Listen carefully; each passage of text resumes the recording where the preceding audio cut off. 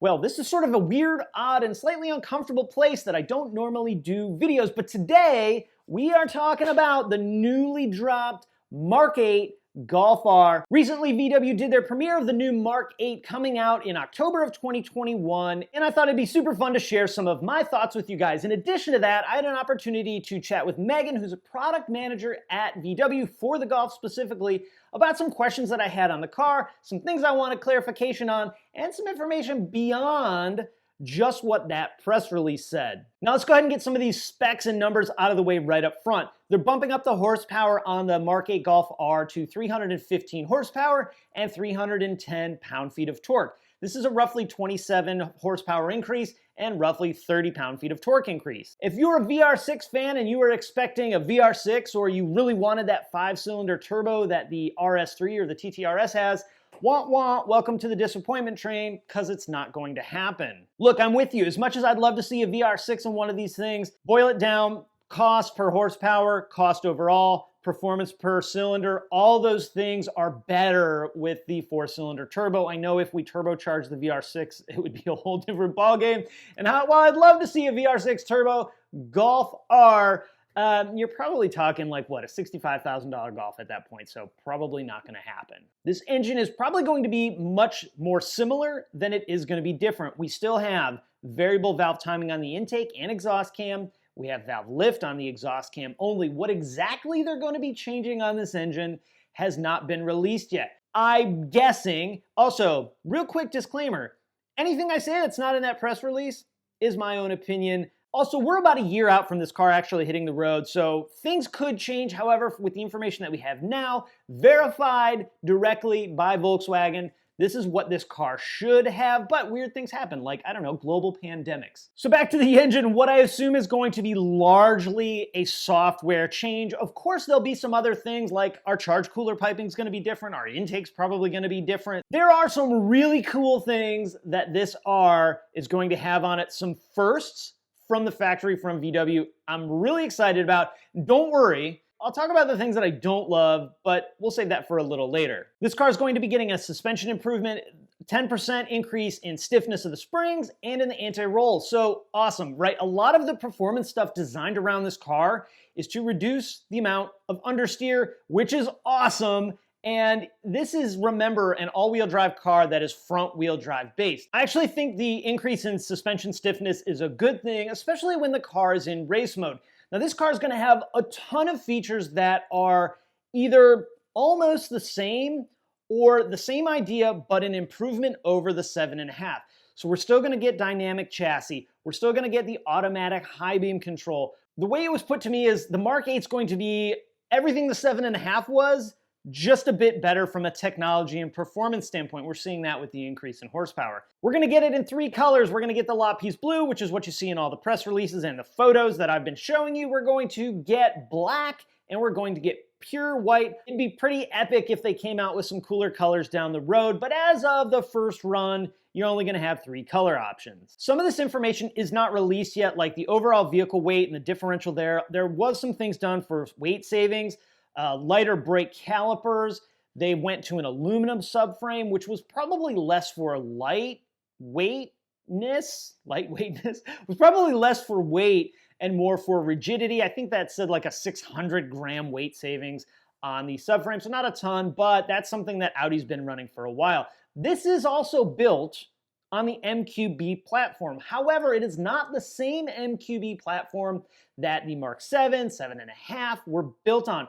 They're calling this the MQB 37W. What the 37W means, I don't have any idea. I mentioned lightening up the brake calipers. They're also giving us bigger brakes. We're going from 13.1-inch rotors to 14.1-inch rotors, despite the fact that I think in this video, they said it was 18-inch rotors, but that has something to do with like wheel clearance. So they are also a little wider rotors as well. What's really cool, and I've never seen this on a factory VW in the US anyway, is these are going to come with drilled rotors. The big improvements where I think the true coolness from a performance standpoint in this car comes in the update in the powertrain.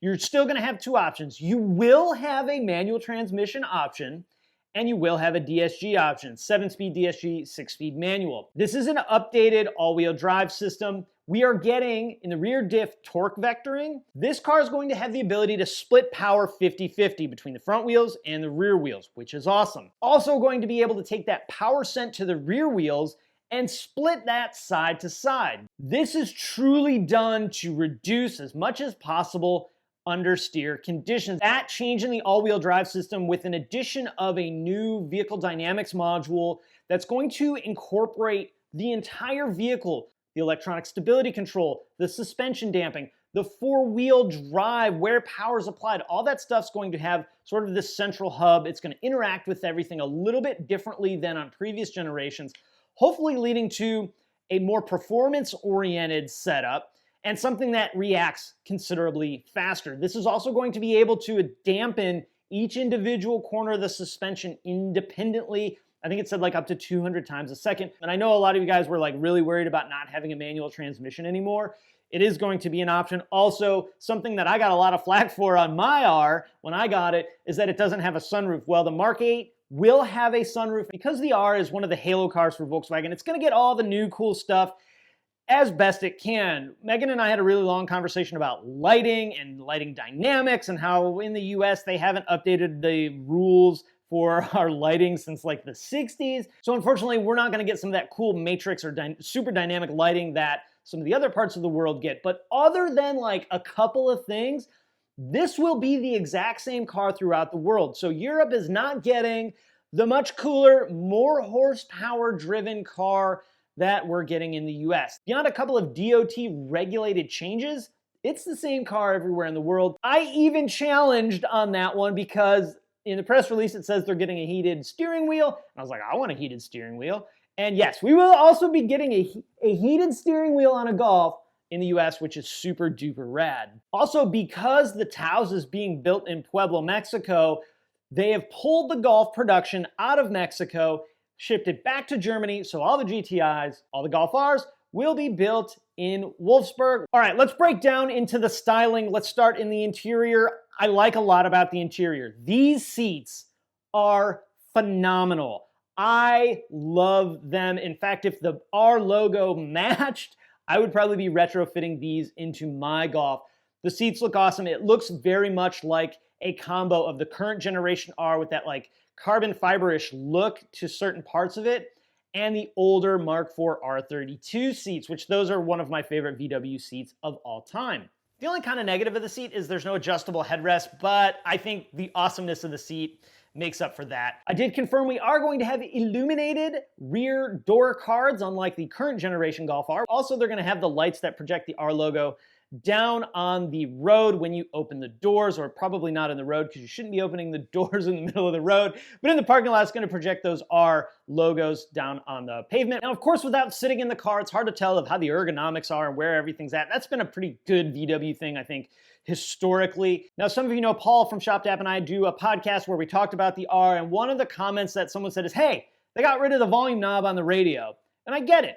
I like the option to go boop and turn, well, it's probably that's the way, turn the radio down on a quick thing. However, the plus of not having a radio knob is now we don't have to be ticked off that the power thing is all oriented weird and squirrely when you use the volume knob. Plus, we have to think about it this way, right? You may feel like Volkswagen does things that are just absolutely crazy and it doesn't make any sense. Having worked on these cars for many, many years, the thing I can tell you is we may not understand why, but everything is done for a reason. And my assumption on this one is that they got rid of this knob way over here on the radio because they want your hands on the steering wheel. Also, keep in mind that car parts have to be designed for crash, so there may be some crash element in that. Getting rid of those buttons may alleviate some level of engineering that is required on a button for a radio. Also, that may just be a Charles conspiracy theory thing. You never quite know, but it makes sense that you wouldn't want your face smashing into a radio button. I mentioned there is going to be a heated steering wheel. The buttons on the steering wheel are actually not going to be like active mechanical buttons that you push.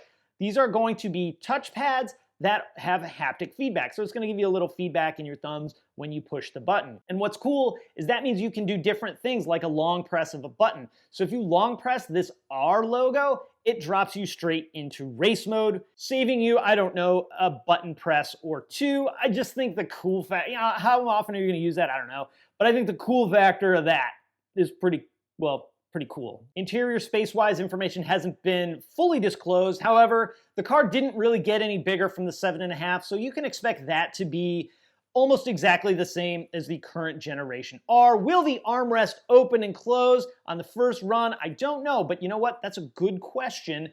And I'll try and find the answer and drop it in the comments. We're gonna have a digital dash. That's been standard for a couple of years now, so nothing changed there. Hopefully we have a little more customizable options in the dash. That's one thing I'm kind of disappointed about in my current generation R, is that you can't do a whole lot of changing. You can change a couple things, but not a whole lot of changing. You will be able to change the ambient lighting on the inside of the car, kind of like the Beetles, I assume. So that's neat. How often would I change that? Probably not, but it's cool that it's an option. I don't love, someone called it a chicken nugget gear selector. I know that's a Porsche thing as well, and some Audi vehicles have it. But I'll tell you, the seats and the fact that we have a heated steering wheel are huge deals to me. That would make me not worry about the shifting the chicken nugget. Now let's move on to the outside. This is one of those things when the GTI dropped, there was a ton of hate. Everybody hated it. And when you started to see them modified, you're like, well, that's a pretty good looking car. And I got a feeling the R is going to produce the same results. I actually like the Golf R overall. I think the body styling is pretty cool. I like the front bumper. It's very similar to the 7.5. When you take out some of the technology on this car, it begins to feel more like a super facelift, right? You have the 7, which was a 15R and GTI. We moved to the 7.5, which was a facelift and some cosmetic changes and some interior changes. And now we have like a super version of that where it calls back to the 7.5, but it is still very different. And I actually like it. It's a lot more squared off in the back than the current generation. The current generation has more of a rounded shape to it. This is very angular in the back. It's very angular where the fenders end, more so than the current generation Golf R, and I think it looks cool. I'm not totally sold on the unibrow between the headlights, but I like calling it a unibrow, so that's super fun, and that does light up as part of the daytime running light strategy. I actually think this is quite a bit more subtle looking than the GTI, and I like that. The R is faster, the R is more powerful, and it looks subtle. The front end has a lot of debate back and forth. I like it. I think it's going to fit the car. And remember, guys, like, we're looking at pictures. It's hard to get an accurate gauge of what the car really does look like until you see it in person. And I promise you, once we start seeing these lowered with the right wheels on it and some aero in the front, I think it's going to be an excellent looking car. Speaking of aero, this has got something that hasn't been done, I think, since the Mark IV, and that's side skirts that are body colored. A couple of things that have gone back and forth with what's available option-wise, US, North America, rest of world, is the spoiler on the back. That is an option in other parts of the world. In like the European Performance Package, it is going to be standard on the US cars, probably standard on North America. And that's cool. I like that wing. It's supposed to be more aerodynamic. Maybe it'll help keep the back of the car cleaner, because I know my Golf, the back of the car is always dirty. There is also a performance exhaust option, which does look beautiful. However, I don't think that's going to be an option in the US. Based on the cost of the exhaust, I couldn't get an exact number, but you could probably guess this is a $4,000+ add-on. Another thing that a lot of people have been talking about is drift mode and special mode. So the current generation Golf R has a couple of different modes. When you select comfort, normal, eco, race, it changes suspension dynamics, it changes steering dynamics. It really does change the way the car behaves. This one has a couple of options. So it has a special mode, which is designed to have the car go as fast as it possibly can around the Nürburgring, which is really cool. Probably something most of us are never going to experience, but it's an option. That's how they got it to go like 17 seconds faster than the current generation R. The other mode people have been talking about heavily and comparing it to the Focus RS is drift mode. What exactly drift mode changes has not been released. Boy, would I have liked to got that information. However, it's not available yet. Maybe once more of this information comes out, or I can actually get my hands on one, hint, hint, VW. That's never going to happen, let's be honest. We can talk more about it and truly do some true testing of what that does and how it makes the car behave, but you're supposed to be able to drift the car. There are going to be changes in that drift mode to stability control and things like that. It looks like there's going to be 3 modes of stability control, similar to the current generation Golf R. You have full active, you have a sport mode, and then you have completely off. I've always been skeptical that even completely off, does it really turn it off completely? Or are there micro interventions that, I wouldn't be able to pick up on, but perhaps if you're a professional driver, you might be able to pick up on. But according to all the documentation, it does fully turn it off. There's also been, surprisingly, I think anyway, a lot of hate on the wheels that are coming on this car. Of course, this happened on the English Towns that came on the current generation R as well. I'm kind of surprised though, because to me, these look almost identical to the BBS SR wheels. They're not exactly the same, and if they were BBS, boy, that would be all over the marketing information, I would hope, but they look really, really similar. To me, it was clearly spiffed off the BBS SR wheel. I like the wheel. I think it looks cool. It's going to be a 19-inch wheel. Odds are it's going to be 5-on-112, so there'll be some like universal compatibility with current generation wheels like the Pretorias or the Savannas and this newer stuff. Now, a handful of things that I don't love. I already talked about the chicken nugget shifter. I really do wish that we were seeing more horsepower out of this car, although my car is, 330 or so wheel horsepower, and it's pretty quick. So I think the car is going to maybe not deliver on the pure horsepower number, which we all want, but I think the overall driving experience is still going to be able to provide a super fun car to drive. Also, keep in mind, VW in the hot hatch or like these little sport compact car, performance cars, has never had the highest horsepower, ever. Go back to 2004. The R32 was 240. The STI was 300. So Volkswagen's always been low on the horsepower number on paper. However, I think it's generally anyway made up for it in the fun factor, and I'm hoping that adding torque vectoring and this different all-wheel drive system and the new dynamic chassis control and the different damping that the suspension can do, I'm really hoping that we can make up for a number with fun and how the vehicle behaves and drives. And let's be honest, really truly honest, I care more about how fun the car is to drive and how it performs than I'm worried about a couple of horsepower here and there. Now, if we were talking 400 horsepower, well, I'd be happy about that, but I'd also be happy with 350. I'd also be happy with 450. So overall, I think it's a pretty cool car. I doubt that I'm gonna rush out and buy one. Oh, one of the other things I think it might end up being a negative, but I'm not quite sure yet, is based on the horsepower that this car is gonna get, and it's still a 4-cylinder turbo, I'm worried about how the software tuning side of this is going to go. Have they kind of maxed out safely without extra hardware what this engine is capable of? Or are we going to still be able to get that like 25, 35 horsepower gain on a tune? We'll have to wait and see till the tuning companies get a hold of one and crack that ECM open. Another thing I saw a lot of talk about is the placement of the new R badge on the rear of the vehicle. Traditionally, the R badges were left justified. The R32 is on the left, just below where the back window is, and on the Mark 7.5 anyway, it's kind of in that lower corner near the taillight. They've moved this to the center of the deck lid, right below where the VW badge is. I know a lot of you guys really hate that. I actually think that with these two new badges, this center justification looks pretty good. That said, I am really not a fan of this R badge. I like the older styles much, much better. I'm actually not really a huge fan of this new VW button either. And the reason why I think these work for me anyway is these are two new badges. If this were one of the older R badges that was used on this generation and center justified, yeah, I probably wouldn't be all about it. But I think here, it actually does work okay. So here we go. Here's your open forum. If you want to tell Volkswagen exactly what you think of this new Golf R, drop that down in the comments. And, probably like 3 people that work there that are my friends might read it. They might not. Who knows? All right, so I'm going to wrap it up there. Thank you guys so much for watching. Have an awesome day, and I'll talk to you again next time.